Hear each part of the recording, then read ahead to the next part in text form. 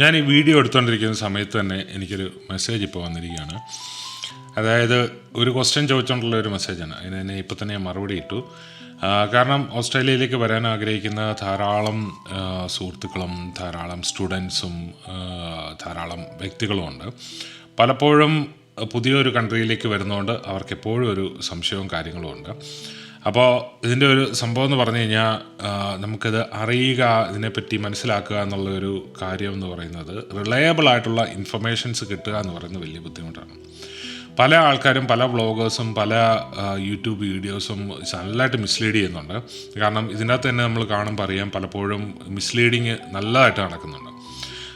ചില ആൾക്കാർക്ക് ഓസ്ട്രേലിയ എന്ന് പോലും പറയാൻ വ്യക്തമായിട്ട് അറിയത്തില്ല, ഓസ്ട്രേലിയ എന്നാണ് പറയുന്നത്. അപ്പോൾ അങ്ങനത്തെ അതൊരു തെറ്റാണെന്ന് ഞാൻ പറയത്തില്ല. കാരണം അവർ പഠിച്ചു വന്നതും അവർ ഇവിടെ വന്നതിന് ശേഷം പഠിച്ചതുമായിട്ടുള്ള ഒരു ടങ് ട്വിസ്റ്റാണ്. കാരണം നമുക്കൊരു ഹാർഡ് ലാംഗ്വേജ് ആണല്ലോ നമ്മുടെ ലാംഗ്വേജ്.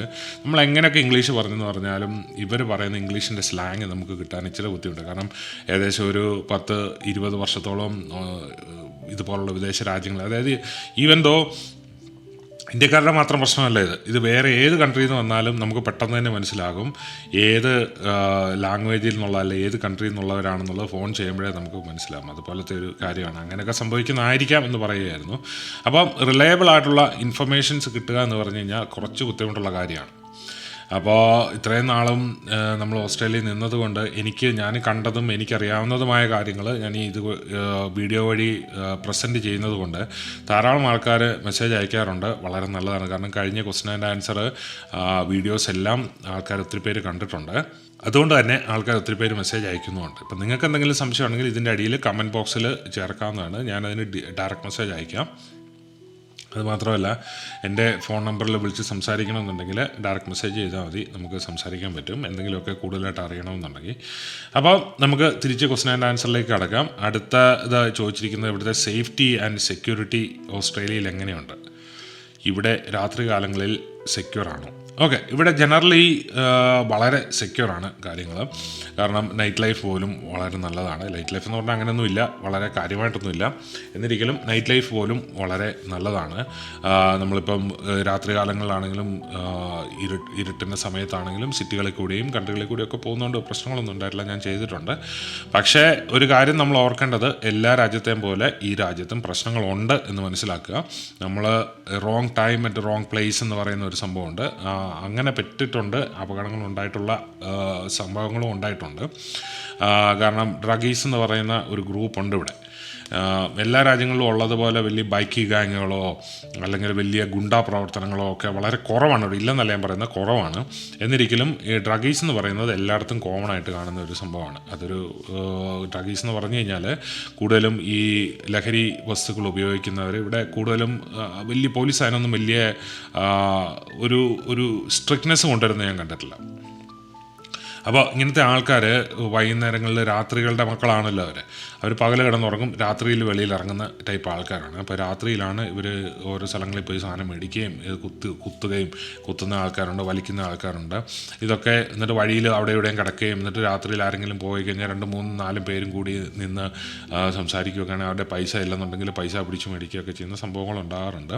എനിക്കറിയാവുന്ന ഒരു വ്യക്തിയുടെ ഫ്രണ്ടിന് പറ്റിയ ഒരു സംഭവം എന്ന് പറഞ്ഞാൽ ഇദ്ദേഹം വർക്ക് കഴിഞ്ഞിട്ട്, ആദ്യം വന്ന കാലങ്ങളിലായിരുന്നു വർക്ക് കഴിഞ്ഞിട്ട് ഇദ്ദേഹം പബ്ലിക് ട്രാൻസ്പോർട്ടിൽ ട്രെയിനിൽ സ്റ്റേഷനിൽ വന്നിറങ്ങിയിട്ട് നടന്ന് വീട്ടിലേക്ക് പോയ സമയത്ത് സ്റ്റേഷനിൽ നിന്ന് ഒരു 2 പേര് ഇദ്ദേഹത്തെ പുറകെ വന്നിട്ട് ഇദ്ദേഹത്തിൻ്റെ കയ്യിൽ പേഴ്സും സാധനങ്ങളും എല്ലാം തട്ടിപ്പറിച്ചു, നിലത്തിട്ട് ചവിട്ടി.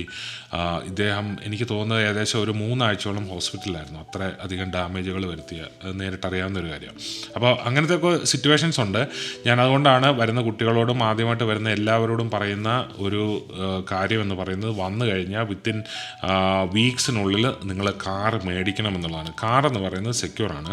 നമ്മൾ ഒരു സ്ഥലത്ത് പോയാൽ പോയിൻ്റ് ആണല്ലോ, point A to point B, അങ്ങനെയുള്ള ഒരു പരിപാടി ആയതുകൊണ്ട് നമ്മൾ കാറിനകത്ത് കയറി അറ്റാക്ക് ചെയ്യുന്ന പരിപാടിയൊന്നുമില്ല. പിന്നെ വലിയ ഈഗോയിസ്റ്റിക് ഡ്രൈവിങ് ഇവിടെ ചെയ്യരുത് എന്നുള്ളൊരു സംഭവമുണ്ട്. നാട്ടിലാണെങ്കിൽ ഒരുത്തൻ എന്നെ ഓവർടേക്ക് ചെയ്താൽ ഞാൻ അവനെ ഓവർടേക്ക് ചെയ്യും. ഏതാണ്ട് ഒരു മത്സരം പോലെ ചിന്തിക്കരുത് എന്നുള്ളതാണ്. പക്ഷേ നമ്മുടെയൊക്കെ ബ്ലഡിൽ ഇത് കിടക്കുന്നതുകൊണ്ട് അറിയാതെ തന്നെ വെളിയിൽ വന്നു പോകും. അതുകൊണ്ട് റോഡ് റേജുകൾ വളരെ സൂക്ഷിക്കണം. കാരണം വട്ടന്മാരാണ് ഇവിടെ ഉള്ളത്. അവിടുത്തെ കയറിപ്പോയി അവനതിൽ പൊക്കോട്ടെന്ന് വിചാരിക്കണം. കാരണം ഒരു ലോ അനുസരിച്ച് നമ്മൾ പോയിക്കൊണ്ടിരിക്കുമ്പോഴത്തേന് നമ്മുടെ കൂടെ റേസ് ചെയ്ത് കയറി വരിക, റോഡിൽ റേസ് ചെയ്യുക എന്നൊക്കെ പറയുന്നത് ശരിക്കും ഇല്ലീഗലാണ്. ഇപ്പോൾ ഈവൻ ദോ പോലീസ് പിടിച്ചെന്ന് പറഞ്ഞാലും അവർ നമ്മൾ ഉപദ്രവിച്ചാലും നമുക്ക് അവിടെ സേ ഇല്ലായിരിക്കും, നമുക്ക് അവർ സംസാരിക്കാൻ ഒരു വാക്ക് കിട്ടത്തില്ലാത്തൊരു പ്രശ്നം ഉണ്ടാകും.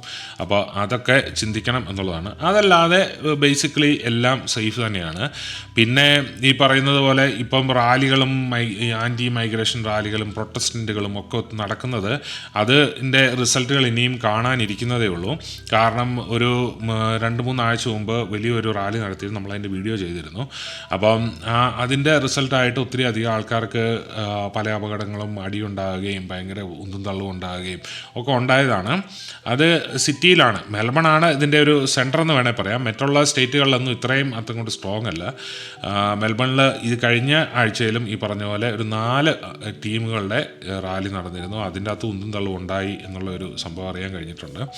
അപ്പോൾ ഇതിൻ്റെ അകത്ത് ശ്രദ്ധിക്കേണ്ട ഒരു കാര്യം എന്ന് പറയുന്നത്, നമ്മൾ കഴിവതും റോങ് പ്ലേസ് അറ്റ് റോങ് ടൈമിൽ ചെല്ലാതിരിക്കുക എന്നുള്ളൊരു കാര്യമാണ്. അതിനുവേണ്ടി നമുക്ക് വേണ്ടത് ഒരു വാഹനമാണ്. വാഹനം ഉപയോഗിക്കുക എന്നുള്ളത് കുട്ടികളാണെങ്കിലും മുതിർന്നവരാണെങ്കിലും PR ആയി വരുന്നവരാണെങ്കിലും സ്റ്റുഡൻസ് ആണെങ്കിലും എല്ലാവരും വന്നു കഴിഞ്ഞാൽ ഒരു 2 ആഴ്ചക്കുള്ളിൽ വണ്ടി മേടിക്കും. വണ്ടിക്കൊന്നും വലിയ വിലയില്ല ഇവിടെ, കാരണം നാട്ടിലെ ലൈസൻസ് കൊണ്ട് തന്നെ നമുക്കിവിടെ ഉപയോഗിക്കാനും പറ്റും.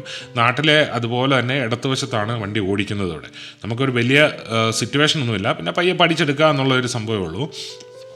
വളരെ സിമ്പിളാണ്. നാട്ടിൽ വണ്ടി ഓടിക്കുന്നവർക്കാണെങ്കിലും ഇവിടെ സിമ്പിളാണ്.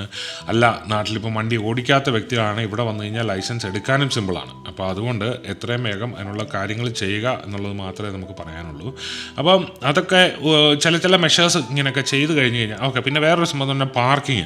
ഇപ്പം ഇവിടെ നാട്ടിലാണെന്നുണ്ടെങ്കിൽ നമുക്ക് ഇപ്പോൾ ഇങ്ങനെ പാസ് ചെയ്ത് പോകുന്ന ഒരിടത്തൊരു പാർക്കിംഗ് ഉണ്ടെങ്കിൽ നേരെ റൈറ്റ് കയറി അല്ലെങ്കിൽ ലെഫ്റ്റ് കയറി അവിടോട്ടങ്ങ് പാർക്ക് ചെയ്യുക എന്നുള്ളൊരു പരിപാടിയാണ്. പക്ഷേ ഇവിടെ വേറെ ഒരു കസ്റ്റം കൂടെ ഉണ്ട്. അതായത് നമ്മളിങ്ങനെ പാസ് ചെയ്ത് വരുമ്പോൾ അവിടെ ഒരു പാർക്കിംഗ് ഉണ്ടെങ്കിൽ നമ്മൾ ഇൻഡിക്കേറ്റർ ഇടണം. ഇൻഡിക്കേറ്റർ നമ്മൾ അങ്ങോട്ട് കയറാനാണ് ഉദ്ദേശിക്കുന്നതെങ്കിൽ ഇൻഡിക്കേറ്റർ നമ്മൾ ഇടണം. അങ്ങനെ ഇൻഡിക്കേറ്റർ ഇട്ടിട്ട് കയറാനായിട്ട് നിൽക്കണം. അല്ലാതെ പാസ് ചെയ്ത് പോകുന്ന ആൾക്കാരെ, കാരണം ഇപ്പോൾ റൈറ്റിലേക്കാണ് കയറണമെങ്കിൽ, അപ്പം അങ്ങനെയൊക്കെ നിൽക്കുമ്പോഴത്തേന് വേറൊരു വ്യക്തി അവിടെ കൊണ്ട് കയറ്റി ഇടാറില്ല പൊതുവെ. ഓക്കെ, ഇപ്പോൾ നമ്മളിങ്ങനെ കൊണ്ടുപോയിട്ടു വേറൊരു വ്യക്തി അവിടെ കയറ്റി അങ്ങനെ പുഷ് ചെയ്ത് കയറി ഇടാറില്ല. പക്ഷേ അങ്ങനെ ഇട്ടിട്ടുണ്ടെങ്കിൽ അവരോട് വഴക്ക് പിടിക്കാൻ പോകാതിരിക്കണം. കാരണം നമുക്ക് ചിലപ്പം 1-2 കറക്കവും കൂടെ കറങ്ങി കഴിഞ്ഞാൽ വേറെ ഒരു പാർക്കിംഗ് കിട്ടുമായിരിക്കാം. പക്ഷേ ഇതിൻ്റെ പ്രശ്നം എന്ന് പറഞ്ഞാൽ അവനോട്ട് ഉടക്കാൻ പോയി കഴിഞ്ഞാൽ അവൻ വല്ല അവൻ്റെ കയ്യിൽ ചിലപ്പോൾ തോക്കുണ്ടാവാം, അവൻ്റെ കയ്യിൽ ചിലപ്പോൾ അവനെ ആക്രമിക്കാനുള്ള സാധ്യതകളുണ്ട്. അങ്ങനെ ഇച്ചിരി എന്താ പറയുന്നത്, ഒരു ഈഗോയിസ്റ്റിക് രീതിയിലുള്ള ആൾക്കാർ മാത്രമേ അങ്ങനെ ചെയ്യത്തുള്ളൂ എന്ന് വിചാരിക്കാം. അപ്പം നമ്മൾ ഇപ്പം അങ്ങനെ ഓക്കെ. ഇപ്പോൾ ഇനിയിപ്പോൾ നമ്മളിങ്ങനെ വരുമ്പോൾ അടുത്ത് ഇൻഡിക്കേറ്റർ ഇട്ടവിടെ കിടപ്പുണ്ട്, നമ്മൾ കയറ്റിയിടാനും പാടില്ല. കയറ്റിയിട്ട് കഴിഞ്ഞാൽ അവൻ്റെ കയ്യിലിരിക്കുന്ന എന്താണെന്ന് നമുക്കറിയത്തില്ല. അതുകൊണ്ട് ഇങ്ങനത്തെ സിറ്റുവേഷൻസ് ഒക്കെ ഒഴിവാക്കുക എന്നുള്ള ഒരു സംഭവമാണ് നമുക്കിവിടെ ചെയ്യാനുള്ളത്. അപ്പോൾ ഇങ്ങനത്തെ കാര്യങ്ങളൊക്കെ ശ്രദ്ധിച്ചു കഴിഞ്ഞ് കഴിഞ്ഞാൽ നമുക്ക് കാര്യങ്ങളെല്ലാം സെക്യൂറാണ്. പിന്നെ വളരെ ജീവിക്കാനും താമസിക്കാനും ജോലി എടുക്കാനും ഒക്കെ പറ്റിയ ഒരു കൺട്രിയാണ് ഓസ്ട്രേലിയ എന്ന് പറയുന്നത്. പിന്നെ അടുത്തതായിട്ട് ഒരാൾ ചോദിച്ചിരിക്കുന്നത് ഇവിടുത്തെ ഹെൽത്ത് കെയർ സിസ്റ്റം എങ്ങനെയാണ്, ഇതിൻ്റെ രീതികൾ എന്തൊക്കെയാണ് എന്നാണ്. ഓക്കെ, ഇവിടെ 2-3 രീതികളാണ്, 2-3 ലെവലുകളാണ് ഹെൽത്ത് കെയർ സിസ്റ്റം എന്ന് വേണമെങ്കിൽ പറയാം. അതായത് സ്റ്റുഡൻസ് അങ്ങനത്തെ ആൾക്കാർക്ക് നാട്ടിൽ നിന്ന് വരുമ്പോഴത്തേന് ഓൾറെഡി നമ്മൾ ഇൻഷുറൻസ് എടുത്തിട്ടാണ് വരുന്നത്. അപ്പോൾ ഇൻഷുറൻസ് എന്ന് പറഞ്ഞാൽ ഈവൻ പനി വരുവാണെങ്കിൽ പോലും നമുക്ക് ആ ഇൻഷുറൻസിൽ നിന്ന് ക്ലെയിം ചെയ്യാൻ പറ്റും എന്നുള്ളൊരു കാര്യം. കാരണം ഇവിടുത്തെ ഹെൽത്ത് കെയറിലെല്ലാം ഫീസ് ഭയങ്കര ഹൈ ആണ്. ഒരേ ഒരു കാര്യമേ നമ്മൾ നോക്കേണ്ടതുള്ളൂ, ബൾക്ക് ബില്ലിംഗ് എന്ന് പറയും. ബൾക്ക് ബില്ലിംഗ് ഉള്ള ഹോസ്പിറ്റലുകൾ, ക്ലിനിക്കുകൾ നമ്മൾ കണ്ടുപിടിച്ച് അവിടെ വേണം പോയി നമ്മൾ അറ്റൻഡ് ചെയ്യാൻ എന്നുള്ളൊരു പ്രശ്നമേ ഉള്ളൂ. ഇവിടെ ഓസ്ട്രേലിയൻസ് അല്ലെ PR അല്ലെ സിറ്റിസൺസ് ആയിട്ടുള്ള ആൾക്കാർക്ക് മെഡിക്കെയറിൻ്റെ കാര്യങ്ങളുണ്ട്. മെഡിക്കെയർ എന്ന് പറഞ്ഞൊരു കാർഡ് നമുക്ക് കിട്ടും. ഗവൺമെൻറ് നമുക്കുള്ള കാര്യങ്ങളെല്ലാം ഫ്രീ ആയിട്ട് ചെയ്തു തരുന്നതാണ്. അപ്പോൾ ആ കാർഡൊക്കെ യൂസ് ചെയ്യണമെന്നുണ്ടെങ്കിൽ ഏറ്റവും ബെറ്റർ എന്ന് പറയുന്നത് ഈ പറയുന്ന പോലുള്ള ബൾക്ക് ബില്ലിംഗ് ക്ലിനിക്കുകളിൽ പോയാൽ മതി. ഇനി ബൾക്ക് ബില്ലിംഗ് ക്ലിനിക്കുകൾ പോകുന്നതിൻ്റെ ബുദ്ധിമുട്ടുണ്ട്. അല്ലെങ്കിൽ ചില സ്ഥലങ്ങളിൽ ബൾക്ക് ബില്ലിംഗ് ക്ലിനിക്ക് ഇല്ലെങ്കിൽ നോർമൽ ക്ലിനിക്കുകളിൽ നമുക്ക് പോകാം. പക്ഷേ അവിടെ നമ്മൾ പൈസ ആദ്യമേ കൊടുക്കുകയും ചെയ്യണം. എന്നിട്ട് കൊടുത്തതിന് ശേഷം നമ്മളത് ഗവൺമെൻറ്റിൽ നിന്ന് രണ്ടാമത് ക്ലെയിം ചെയ്ത് തിരിച്ച് മേടിക്കുന്ന ഒരു പരിപാടിയാണുള്ളത്. അത് ആദ്യകാലങ്ങളിലൊക്കെ ഞങ്ങൾക്ക് അത്രയ്ക്ക് അറിയാൻ മേലാത്ത കാര്യങ്ങളിൽ ഞങ്ങൾ നേരിട്ടാണ് എല്ലാം ചെയ്തുകൊണ്ടിരുന്നത്. നേരിട്ട് പൈസ കൊടുക്കും, കാര്യങ്ങൾ പനിയാണെങ്കിൽ പനിയുടെ കാര്യങ്ങളെല്ലാം ചെയ്യും, മരുന്ന് മേടിക്കും, പോരും, അങ്ങനത്തെ നാട്ടിലെ പോലെ ഒരു രീതി. പക്ഷേ ഇവിടെ ബൾക്ക് ബില്ലിംഗ് ഉള്ള സ്ഥലങ്ങൾ കണ്ടുപിടിക്കുക എന്നുള്ളൊരു സംഭവമാണ്. പിന്നെ നമുക്ക് നാട്ടിലുള്ളതുപോലെ ഇപ്പം നമുക്കൊരു പനി വന്നു നേരെ എമർജൻസിയിലേക്ക് അല്ലെങ്കിൽ നേരെ ഹോസ്പിറ്റലിലേക്ക് അങ്ങ് ഇടിച്ച് കയറാനൊന്നും പറ്റത്തില്ല. ഇവിടുത്തെ 2-3 ഹൈറാർക്കികളുണ്ട്, അത് നിങ്ങൾ മനസ്സിലാക്കണം. ആദ്യമായിട്ട് വരുന്ന സ്റ്റുഡൻസിന് വേണ്ടിയിട്ടാണ് ഞാൻ പറയുന്നത്. നിങ്ങൾക്കൊരു പനി വന്നെങ്കിൽ നിങ്ങൾക്ക് അടുത്തുള്ള ഒരു ക്ലിനിക്ക് കണ്ടുപിടിക്കണം. ക്ലിനിക്കിലാണ് നമ്മൾ ആക്ച്വലി ഫസ്റ്റ് നമ്മുടെ പോയിൻ്റ് ഓഫ് കോൺടാക്റ്റ് എന്ന് പറയേണ്ടത്. നമ്മൾ ക്ലിനിക്കിൽ പോയി അവിടുത്തെ ഒരു ഡോക്ടറെ കണ്ട് ഡോക്ടറാണ് നമുക്ക് എന്തെങ്കിലും ഫർദറായിട്ട് വേണോ എന്ന് റെഫർ ചെയ്യുന്നത്. അപ്പോൾ റെഫർ ചെയ്ത് ഇന്ന ഹോസ്പിറ്റലിലേക്ക് പോകാനായിട്ട് ഡോക്ടറാണ് റെഫർ ചെയ്യുന്നത്. ഓക്കെ, അപ്പോൾ നിങ്ങൾ എന്നോട് ചോദിക്കും, രാത്രി പെട്ടെന്ന് പനി കൂടി, ഈ ക്ലിനിക്ക് അടച്ചേക്കുക, നിങ്ങൾ എന്ത് ചെയ്യും? അപ്പോൾ ഒന്നും ചെയ്യാനില്ല, നേരെ എമർജൻസിയിലേക്ക് പോകുക എന്നുള്ള. എല്ലാ ഹോസ്പിറ്റലുകൾക്കും എമർജൻസി ഉണ്ട്, എമർജൻസിയിലേക്ക് നമുക്ക് പോകാൻ പറ്റും. എമർജൻസിയിൽ അവർ ചെന്ന് കഴിയുമ്പോഴത്തേനും അവർ നിങ്ങളെ സ്ട്രെയിറ്റ് ആയിട്ട് അറ്റൻഡ് ചെയ്യും എന്ന് പറഞ്ഞു കഴിഞ്ഞാൽ നമ്മളുടെ കുഴപ്പങ്ങൾക്ക് ബേസ് ചെയ്തിട്ട് സ്ട്രെയിറ്റ് ആയിട്ട് അറ്റൻഡ് ചെയ്യും. ഇപ്പം നിങ്ങളുടെ കൈ മുറിഞ്ഞു, ചോര പൊയ്ക്കൊണ്ടിരിക്കുകയാണ്, സ്ട്രെയിറ്റ് ആയിട്ട് അറ്റൻഡ് ചെയ്യും. നിങ്ങൾ ഈ പറഞ്ഞ പോലെ ഹാർട്ട് അറ്റാക്ക് വന്നു, ഹാർട്ട് പെയിൻ വന്നു, ചെസ്റ്റ് പെയിൻ വന്നു, സ്ട്രെയിറ്റ് ആയിട്ട് അറ്റൻഡ് ചെയ്യും. എന്നാൽ നിങ്ങൾക്ക് പനി വന്നു, ഛർദിൽ വന്നു, നിങ്ങൾ അവിടെ ഇരിക്കും. നിങ്ങളുടെ പ്രയോറിറ്റി ലിസ്റ്റ് അനുസരിച്ച് നിങ്ങൾ കയറി വരത്തുള്ളൂ. അത് ഒരു സംഭവമാണ്. എനിക്ക് നേരത്തെ ഇതുപോലെ ഒരു റോഡ് റേജിൻ്റെ പ്രശ്നം ഉണ്ടായിട്ട് എൻ്റെ മൂക്കിൽ കൂടി ഇങ്ങനെ ബ്ലഡ് വന്നു, മൂക്കിങ്ങനെ ഇടിച്ചിട്ട് മൂക്കിൽ കൂടെ ബ്ലഡ് വന്നു. ബ്ലഡ് വന്നപ്പോഴത്തേന് ഞാൻ ഏകദേശം ഒരു 7-8 മണിയായപ്പോഴത്തേന് ഹോസ്പിറ്റലിൽ പോയിട്ട് ഡോക്ടർ എന്നെ കണ്ടത് രാവിലെ 4 മണിക്കാണ്. അതുവരെ ഇരുന്നു. ഇതിൻ്റെ സംഭവം എന്ന് പറഞ്ഞു കഴിഞ്ഞാൽ പോയി ഇടിച്ചു എന്നുള്ള കാര്യം ശരി തന്നെ, മൂക്കിൽ നിന്ന് ബ്ലഡ് വന്നെന്നുള്ളത് ശരി തന്നെ. കുറേ കഴിഞ്ഞപ്പോഴത്തേന് ബ്ലഡിൻ്റെ കാര്യങ്ങൾ തീർന്നു, ബ്ലഡ് പിന്നെ ഒഴുകാതായി.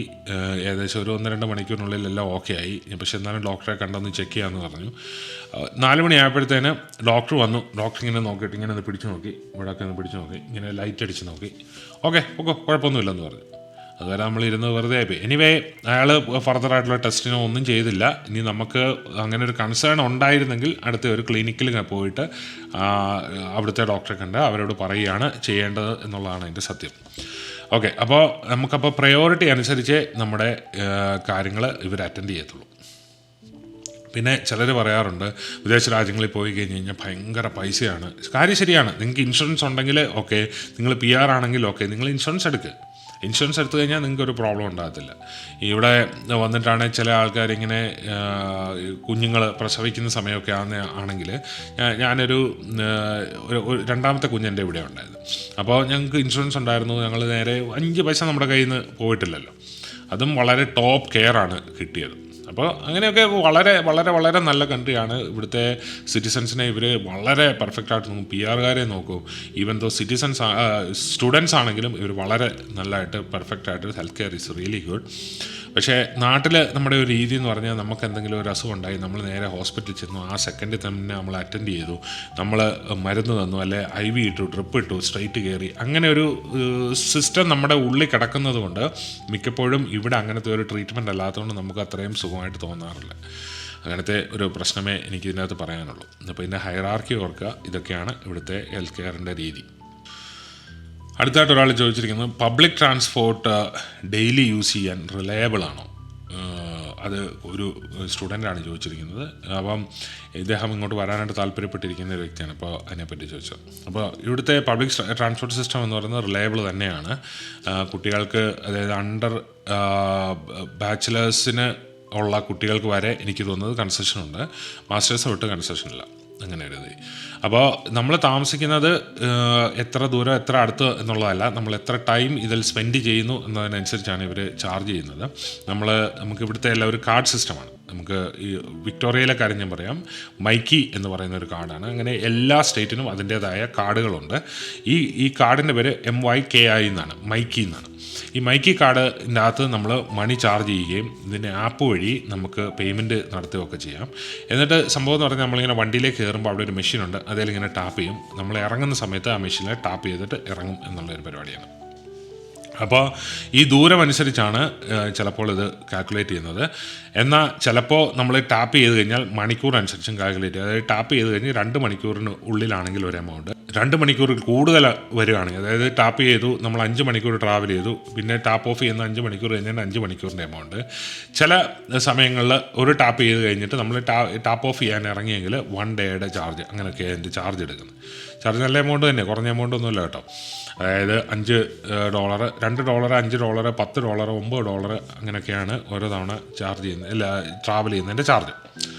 അപ്പോൾ അങ്ങനെയാണ് അതിൻ്റെ പൈസ പോകുന്നതെന്ന് പറയുമായിരുന്നു. രണ്ടാമത്തെ കാര്യം റിലയബിലിറ്റി എന്ന് പറയുമ്പം എക്കണോമിക്കലി ആണല്ലോ ചോദിച്ചത്. ട്രെയിനാണെങ്കിലും ട്രാം ആണെങ്കിലും ബസ്സാണെങ്കിലും എല്ലാം അരമണിക്കൂറോ 15 മിനിറ്റ് അരമണിക്കൂറൊക്കെ ഇടവിട്ട് എപ്പോഴും ഉണ്ട്. ഫ്ലൈറ്റ് ആണെങ്കിലും നമുക്ക് അങ്ങനെ തന്നെ ബുക്ക് ചെയ്ത്, അതായത് ഫ്ലൈറ്റ് വരെ മിക്ക ട്രെയിൻ സ്റ്റേഷനുകളും ഫ്ലൈറ്റിൻ്റെ എയർപോർട്ടുകളിലും ഉണ്ട്. നമുക്ക് അങ്ങനെ വേണമെങ്കിലും പോകാമെന്നുണ്ട്. കാരണം ഒറ്റയ്ക്കൊക്കെ പോകുന്ന കുട്ടികൾക്ക് വേണ്ടിയിട്ട് എപ്പോഴും കാർ പിടിച്ചോ ഊബർ പിടിച്ചോ പോകാൻ പറ്റാത്തവർക്ക് വേണ്ടി ട്രെയിനും കാര്യങ്ങളൊക്കെ ഉണ്ട്. ജോലിക്കൊക്കെ ആണെങ്കിലും കുട്ടികൾക്ക് ഏറ്റവും റിലയബിളായിട്ട് യൂസ് ചെയ്യാവുന്ന ഒരു കാര്യമാണ് പബ്ലിക് ട്രാൻസ്പോർട്ട്. പക്ഷേ സെക്യൂരിറ്റി വൈസ് പബ്ലിക് ട്രാൻസ്പോർട്ടിൽ വൈകുന്നേരം ഒരു 6 മണി കഴിഞ്ഞ് കയറരുത് എന്നേ ഞാൻ പറയത്തുള്ളൂ. 6 മണി കഴിഞ്ഞിട്ട് നിങ്ങൾക്ക് തീരുന്ന ജോലിയോ 6 മണി കഴിഞ്ഞിട്ട് നിങ്ങൾക്ക് തീരുന്ന സ്കൂളോ ക്ലാസ്സുകളോ ആണെങ്കിൽ ഉറപ്പായിട്ടും നിങ്ങൾ ഊബറോ ടാക്സിയോ വിളിക്കുക എന്നുള്ളതാണ്. കുറച്ച് മുമ്പ് ഞാൻ പറഞ്ഞ ഒരു സംഭവമാണ് ഇതിൻ്റെ അകത്ത് കാര്യം. Wrong place at wrong time. ഇങ്ങനെ ഉണ്ടാവാതിരിക്കാൻ നോക്കുക. കാരണം ഈ രാത്രിയിൽ ഡ്രഗീസ് ഏറ്റവും യൂസ് ചെയ്യുന്നത് പബ്ലിക് ട്രാൻസ്പോർട്ടുകളാണ്. അവരങ്ങോട്ടും ഇങ്ങോട്ടും അടിയുണ്ടാകും. മദ്യം ഇവിടെ അത്രയും പ്രശ്നമല്ല. പക്ഷേ ഡ്രഗാണ് ഇവിടുത്തെ ഇച്ചിരി പ്രോബ്ലം. അതായത് പലതരത്തിലുള്ള ഡ്രഗുകളും കാര്യങ്ങളും ഉണ്ടല്ലോ. അപ്പോൾ പറഞ്ഞു വന്നത്, ഈ രാത്രി സമയങ്ങളിൽ കഴിവതും ഉപയോഗിക്കാതിരിക്കുക എന്നുള്ളതാണ് അതിൻ്റെ അകത്തെ കാര്യം. നമ്മൾ ഇച്ചിരി പ്രഷർ ചെയ്തിട്ടാണെങ്കിലും ഒരു കാർ മേടിക്കുക എന്നുള്ളതാണ്. കാർ മേടിക്കാത്തവർ ടാക്സി ഉപയോഗിച്ചോളുക. പൈസ നോക്കണ്ട, ടാക്സി ഉപയോഗിച്ചോളുക. ഊബർ ഉപയോഗിച്ചോളുക. ഊബറിന് റേറ്റ് കുറവാണ്, ഊബർ ഉപയോഗിച്ചോളുക. അപ്പോൾ ഇതാണ് ഇവിടുത്തെ ഇതിനെപ്പറ്റി, അതായത് പബ്ലിക് ട്രാൻസ്പോർട്ടിനെ പറ്റി പറയാനുള്ളത്. ജസ്റ്റ് ഇൻ കേസ് ഇനിയിപ്പോൾ ട്രെയിൻ നിന്നെന്ന് തന്നെ വിചാരിക്കുക, വഴിയിൽ എന്തെങ്കിലും പ്രശ്നം ഉണ്ടായി, അങ്ങനെ ഉണ്ടാവില്ല, വളരെ റെയറാണ് എങ്കിലും തീർന്നെങ്കിലും അന്നേരം തന്നെ ഇവർ ബസ് അവിടെ ആഡ് ചെയ്യും. നമ്മൾ എന്നിട്ട് ബസ്സിൽ നമ്മൾ ഓരോ ട്രെയിൻ സ്റ്റോപ്പുകളിൽ അവർ കൊണ്ട് ഇറക്കുന്ന പരിപാടികളൊക്കെ ഉണ്ട്. അപ്പോൾ അതാണ് പബ്ലിക് ട്രാൻസ്പോർട്ടിനെ പറ്റി പറയാനുള്ള കാര്യം. അപ്പോൾ ഇത് ഓൾറെഡി ഒരു ലോങ്ങർ വീഡിയോ ആയി. ഇനിയിപ്പം ഞാൻ 3-4 ക്വസ്റ്റ്യൻസ് കൂടെയുണ്ട്. അത് ഞാൻ ഒരു വീഡിയോയും കൂടി ചെയ്യേണ്ടിയിരിക്കുന്നു. ഇങ്ങനെ പോയാൽ ഒക്കത്തില്ല, ഒരു വീഡിയോ കൂടി ചെയ്യേണ്ടിയിരിക്കുന്നു. കാരണം പല കാര്യങ്ങളും പരത്തി പറയേണ്ടതുണ്ട്, പല കാര്യങ്ങളും ഷോർട്ടായിട്ട് പറയേണ്ടതുണ്ട്. അപ്പോൾ പരത്തി പറയേണ്ട കാര്യം ഷോർട്ടായിട്ട് പറഞ്ഞു കഴിഞ്ഞാൽ അത് അതിൻ്റെ അകത്തൊരു ചെയ്യുന്നതിലൊരു പ്രയോജനം ഇല്ലാതായിപ്പോൾ. അപ്പോൾ ഇന്നത്തെ വീഡിയോ ഇവിടെ അവസാനിക്കുകയാണ്. നാളെ ഇതിൻ്റെ കണ്ടിന്യൂ വീഡിയോ ആയിട്ട് ഞാൻ വരുന്നതായിരിക്കും. ആ വീഡിയോ കാണുന്നവരെ സന്തോഷമായിരിക്കുക, ആരോഗ്യമായിരിക്കുക. See you on the next one.